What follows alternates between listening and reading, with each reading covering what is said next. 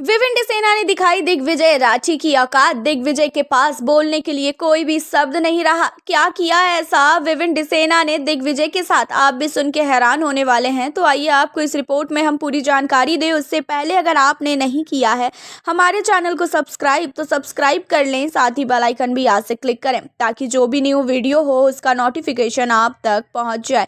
तो गाइज आप सबको बता दें, घर के अंदर दिग्विजय राठी टाइम गॉड होने का कुछ ज़्यादा ही रौब दिखाते हुए नजर आ रहे हैं।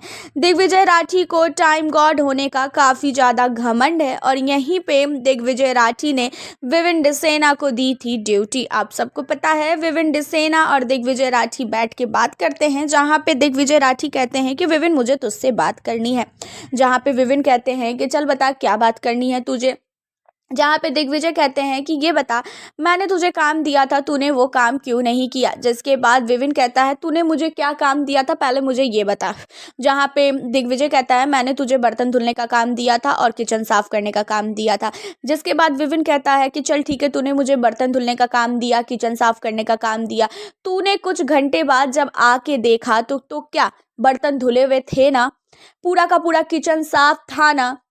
जहाँ पे दिग्विजय कहता है हाँ था।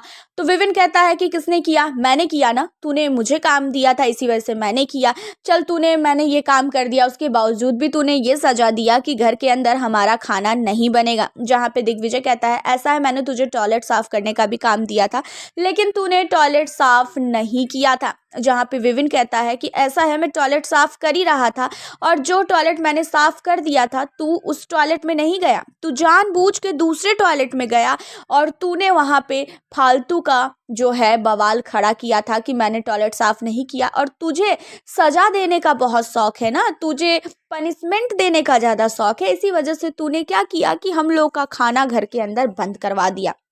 लेकिन तुझे बता दूं कि तेरे जाने के बाद मैंने दूसरा टॉयलेट भी साफ कर दिया था और तू जानबूझ के उस टॉयलेट में गया और ताकि हम लोगों को तू सजा दे पाए। जहाँ पे दिग्विजय कहता है ऐसा है, मुझे जिस टॉयलेट में जाना होगा मैं उस टॉयलेट में जाऊंगा, तूने साफ क्यों नहीं किया, ये तेरी गलती है, मेरा उस टॉयलेट में सामान रखा था इसी वजह से मैं उस वॉशरूम में गया था अपना सामान लेने के लिए। जहाँ पे विवेन कहता है मुझे पता है कि तू सामान लेने गया था, कि तू क्या करने गया था और तूने देखा नहीं क्या कि मैं टॉयलेट साफ कर ही रहा था, मैं एक बार में एक ही टॉयलेट साफ कर सकता हूँ, मेरे 4 हाथ नहीं है जो मैं दोनों तरफ काम करूं। और तेरे को तो फालतू का मुझसे भिड़ने का शौक है, तुझे सजा देने का शौक है। जहाँ पे दिग्विजय कहता है कि ऐसा है, मैं घर का टाइम गॉड हूँ, मुझे जो करना होगा मैं वो करूंगा, मुझे जो सजा देना होगा मैं वो सजा दूंगा। जहाँ पे विवेन कहता है कि तू टाइम गॉड है लेकिन तूने जो मुझे काम दिया वो काम मैंने किया है, तो तू मुझे सजा नहीं दे सकता है। और तू मेरे काम करने के बावजूद सजा देगा तो भाई मैं बिग बॉस से बोलूंगा कि तेरे जैसा टाइम गॉड के हमें घर में जरूरत नहीं है, जो काम करने के बावजूद भी हमें सजा देता है। जिसके बाद आपको बता दें यहाँ पे दिग्विजय के पास बोलने के लिए कोई भी वर्ड नहीं रहता है, क्योंकि दिग्विजय ने जानबूझ के विवेंद्र सेना, ईसा और साथ ही अविनाश मिश्रा का खाना जो है घर के अंदर नहीं बनने दिया। और उस टाइम में एलिस भी थी तो एलिस का भी खाना नहीं बनने दिया था।